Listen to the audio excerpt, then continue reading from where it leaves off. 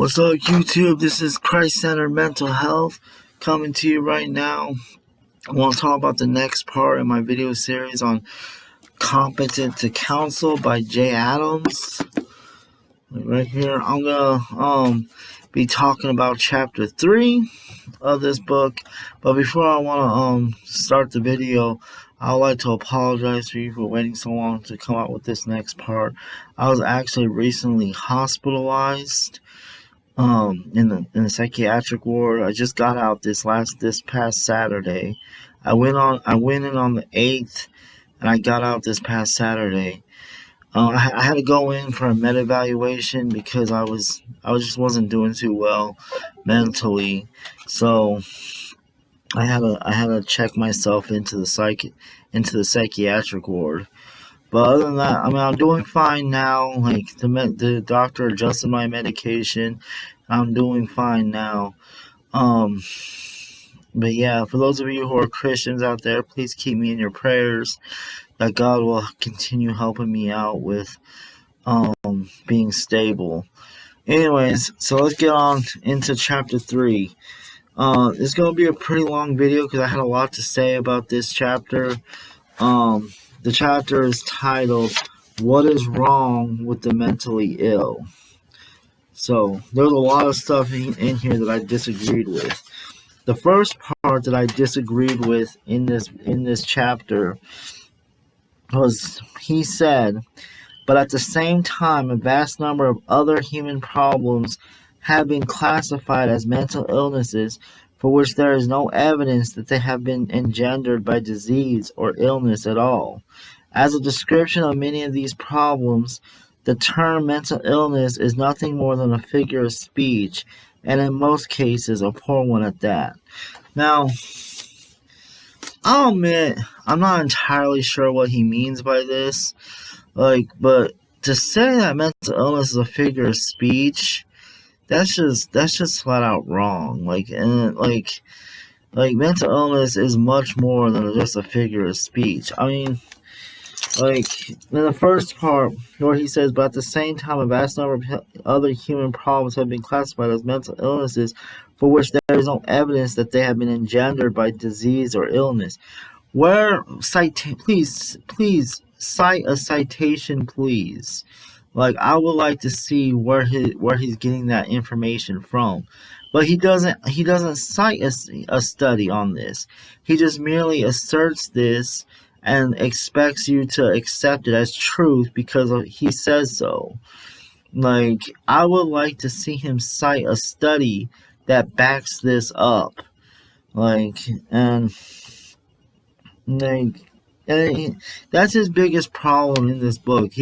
Jay Adams is not very, he's not, what's the word I'm trying to think of? Jay Adams is not prone to citing studies. He makes a lot of assertions, bold assertions like this one, but he doesn't cite studies to back up his assertions. The next thing that I disagreed with was, "Clearly the burden of proof lies with those who loudly affirm the existence of mental illness or disease, but fail to demonstrate biblically that it exists. Until such a demonstration is forthcoming, the only safe course to follow is to declare with all of Scripture that the genesis of such human problems is twofold, not threefold." Okay, the Bible, of course the Bible is not going to use the words mental illness because that wasn't a concept that they had back then. But there are specific cases of clear mental illness throughout the Bible. And I don't have the time right now to go through each individual case of mental illness in the Bible. Maybe that'll be for a topic for another video at another time. But there are clear cases of mental illness in the Bible. To say that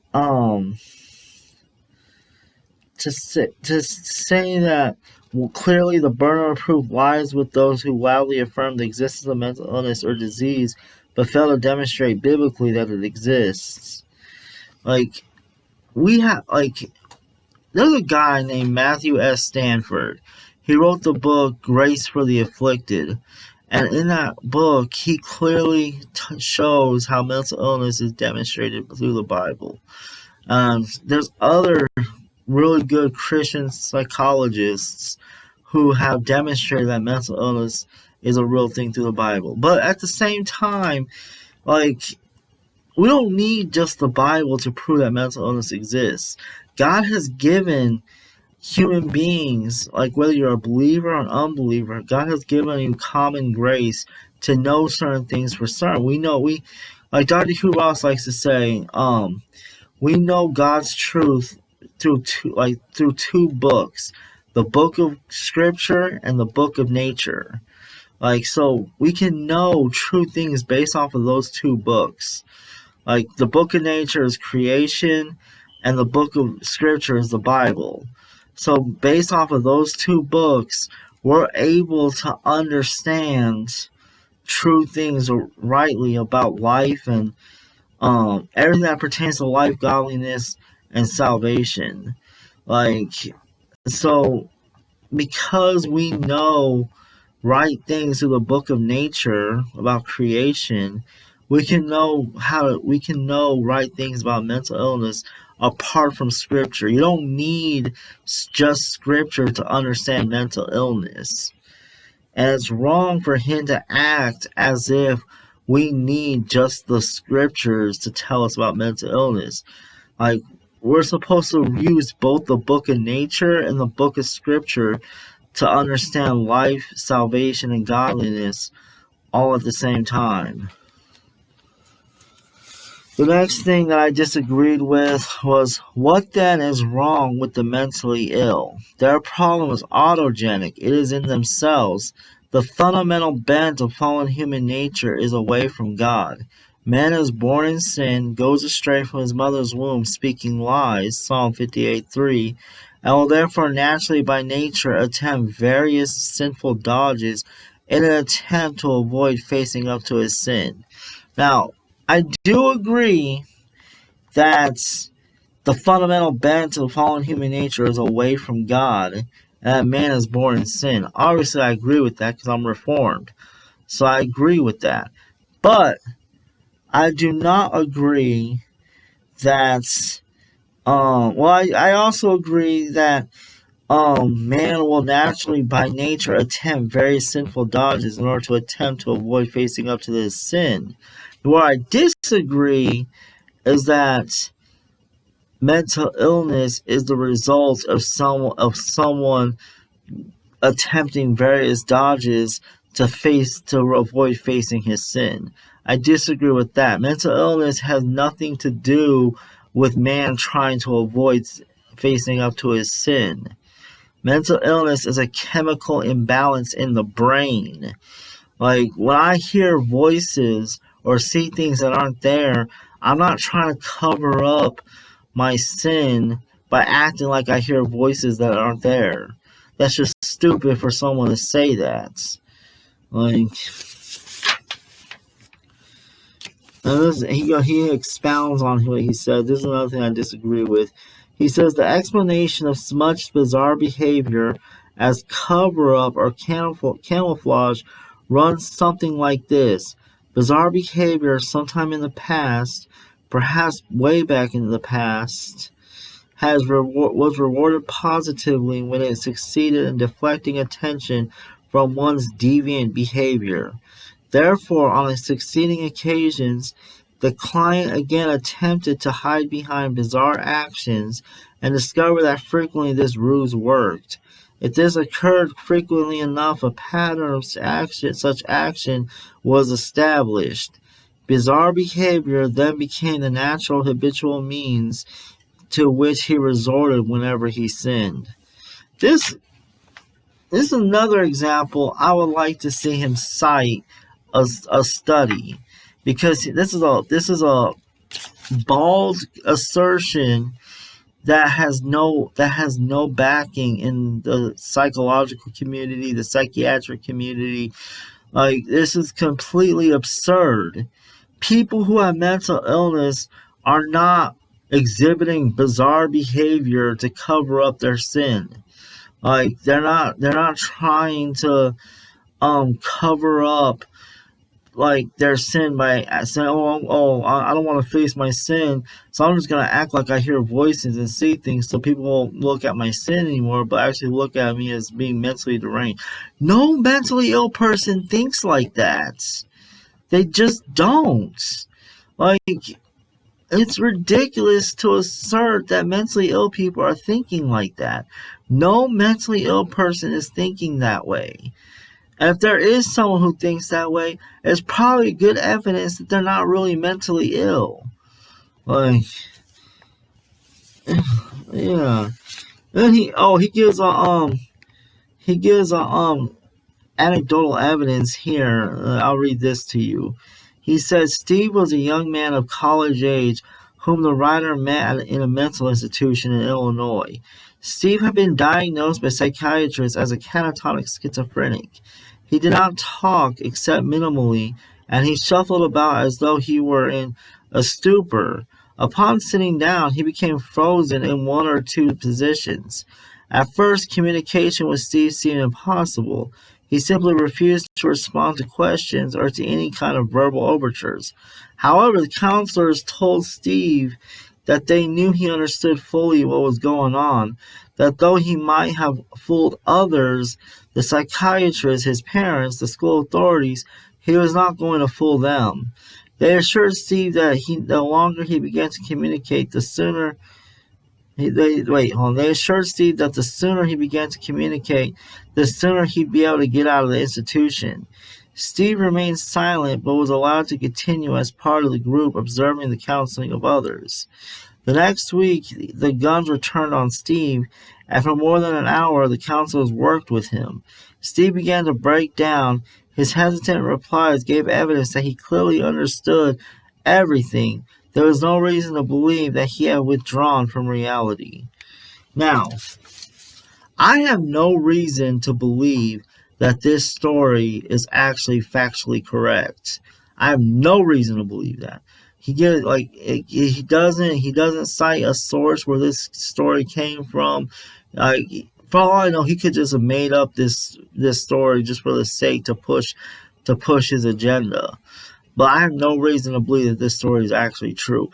But even if it were true, this guy, Steve, in no way represents all people that have schizophrenia or any kind of mental illness.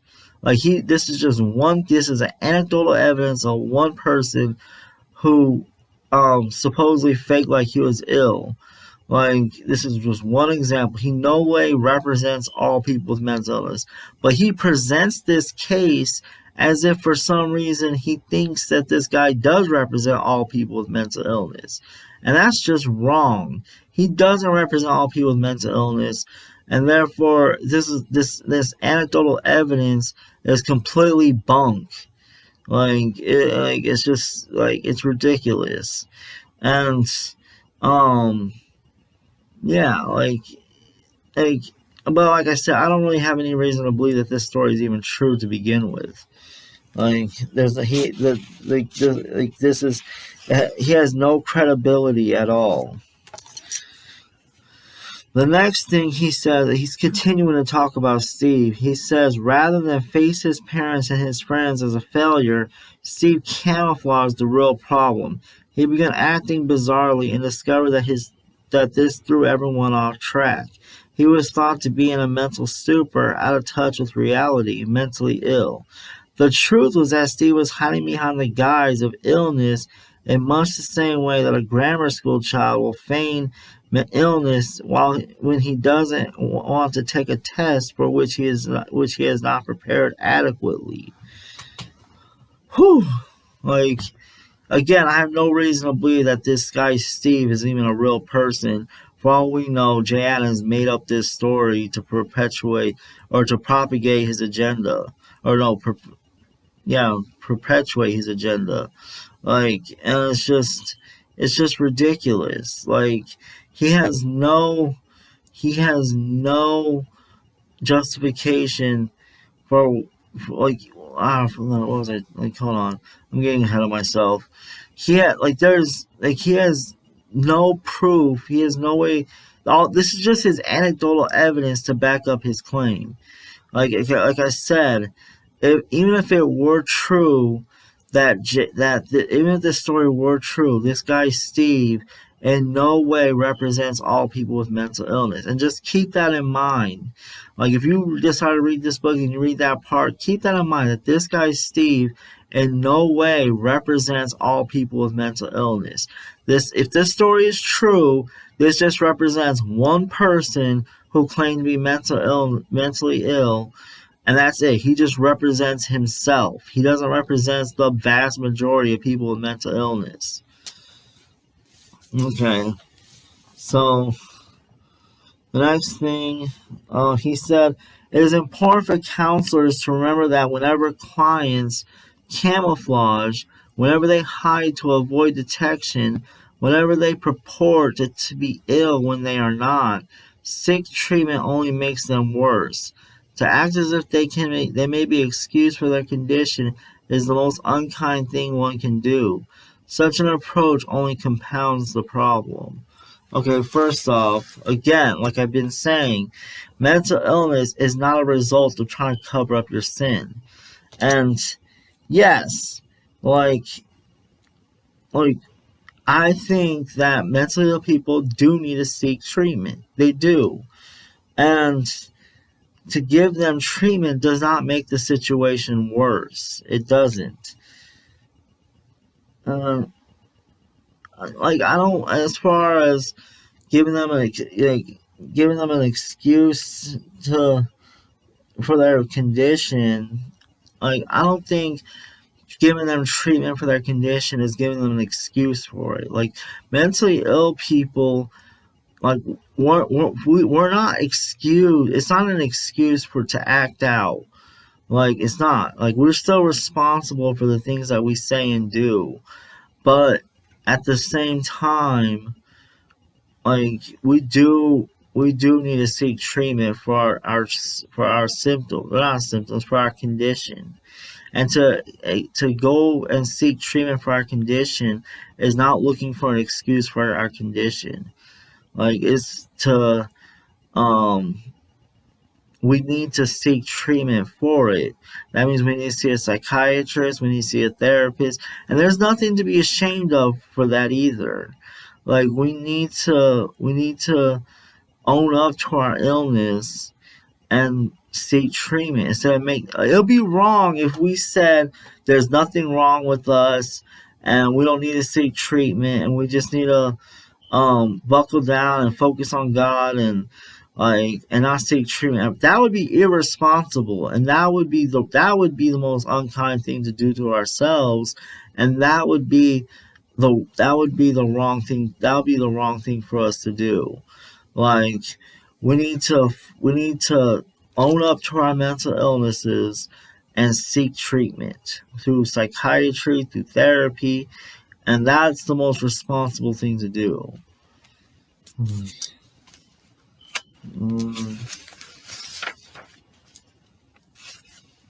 The next thing he said I disagree with, I don't know why he brought this up, but he brought up homosexuality. And he said, however details of any particular story may go, homosexual sin does not appear to have been the result of genetic factors, but is, as in Frank's case, a learned activity. Okay, this is just stupid. Homosexuality, people that are homosexuals are born homosexuals. Anyone who understands psychology will tell you this, that homosexuals are born homosexuals. But does this mean that homosexuality is not a sin? No, that does not mean that. Homosexuality is still a sin, and it's a sin against God. But people can be born homosexuals. Just like people can be born pedophiles, or people can be born people can be born with all kind of natural bents to all kinds of sins. Like the sins that I was born naturally bent to are not the same sins that someone else was born naturally bent to. Like and someone that and certain sins that someone else is naturally bent towards, other people aren't naturally bent towards. We're all born with a bent towards a certain kind of sin, and that's individual to each one of us. So I have no problems accepting that some people can be born with a natural bent towards homosexuality. It doesn't, and that doesn't mean that they should act out those urges. They shouldn't act out those urges. They shouldn't act on that sin any more than an alcoholic should act on the sin of alcoholism. But yeah, so that's all I have to say about that. Here's something I agreed with. He said, apart from the work of Christ in their lives, all sinful men will distort God's marvelous gift of sex in one way or another. And that is true. All sinful men will distort the work of, will distort the gift of sex in one way or another. They will. And we see that all the time with all the perversions around sex in our society. Hold on, I gotta take a break real quick. My mouth is getting dry.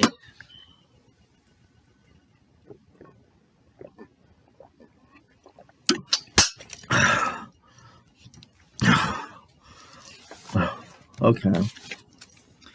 Then he makes a right statement, but then he turns around and makes a statement like this. A particular style of sin, whether homosexual or heterosexual in its orientation, however, is learned behavior. Homosexuality is the way in which clients have attempted to solve the sexual difficulties of adolescence and later life. Again, homosexuality is not a learned behavior. Heterosexuality is not a learned behavior. We're born either heterosexuals or homosexuals. I have no problem accepting that. And I don't think the Bible says anything different than that either. People that are homosexuals are born homosexuals, just like someone who's an alcoholic is born an alcoholic, or someone who is a pedophile is born a pedophile. Everybody is born with a natural bent towards sin. And for instance, I believe I was born with a natural bent towards the sin of stealing.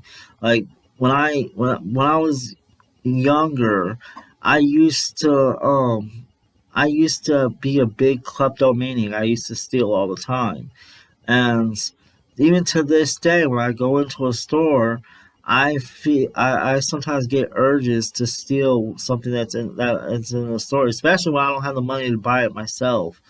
I have to ignore that urge, but I believe that that's something I was born with. I was born with the propensity to steal, and in the same way, someone who is born homosexual is born with the propensity to commit homosexual acts. But but we're supposed to die to ourselves. As Christians, we're supposed to die to ourselves and not indulge in our sinful acts. So I have no problem believing that someone can be born a homosexual. Okay, so the next thing I disagree with. This one was funny. He says, so when a client speaks of hearing voices, psychiatrists call these hallucinations, yet they are not hallucinations at all, but actual voices. The only problem is that the client doesn't realize that he is able to hear voices at such a distance. I'm not making this up. So pretty much when I hear voices, I'm actually hearing voices from a faraway distance. What? That is ridiculous. My hearing is not that great. I'm kind of hard of hearing. For those of you that might not know this, I'm kind of hard of hearing in my right ear. Like, so there's no way I'm gonna be hearing voices from a faraway distance. Like, that is just the most ridiculous thing I ever heard. Like, oh, and then here's a place he does cite a study. I haven't looked this up. I gotta look this up to get more information about it. But he said if the Osman-Hoffer theory has any credence at all, and the final evidence is not yet in, a number of those who currently are labeled schizophrenics could no longer be considered mentally ill as if their judgment were impaired, but would have to be reclassified as perceptually ill. And I didn't highlight this part, but I'm going to read the rest of this so you guys can get a better understanding of what he's talking about. He said, if perception is the problem, there is nothing wrong with the mental responses to what is perceived. If a book seems to be flying towards you as your senses wrongly tell you it is, the right thing for the mind to do is to send signals to the arms to protect the head. Seemingly bizarre gestures therefore make sense when they are rightly interpreted as a protective response. If faulty depth perception wrongly tells you that someone is about to bump into you, then for you to jog to the side suddenly is the correct thing to do. In other words, the counselor's mind is not sick, he is only seeing things wrongly and is therefore reacting in a proper way mentally to what he perceives wrongly. In our opinion, the Osman-Hoffer's view needs further investigation, but is an excellent example of the sort of explanation that may eventually be discovered to be at the root of some problems. Like, this just makes no sense. Like, perceptually ill. Like, I'm not even gonna pretend to like fully understand what he means by that. But like, no, like when I hear voices or see things that aren't there, they're not, I'm not actually hearing voices from a long distance. It's not a problem with my perceptions. It's a problem with my brain. It's a chemical imbalance in the brain. Like, it's, I don't know, this is just so ridiculous. Like, this part of the book was probably the most ridiculous thing that I ever read ever in all my years of reading. Like, I never heard something so stupid before. Like, not even when I read Richard Dawkins' book, The God Delusion, did I hear something so stupid. Like, but yeah, that was the last thing. That was the last thing that I had highlighted in that chapter. And that was the end of the chapter, anyways. Anyways, I hope you enjoyed this video. Like, I know this was pretty long. Be sure to check out my earlier videos in this series, so you can get caught up if you haven't seen them already. You go check out the earlier videos in this series, and feel free to let me know what you guys think in the comment section below. As always, don't forget to rate and subscribe. Have a good day. God bless you, and deuces.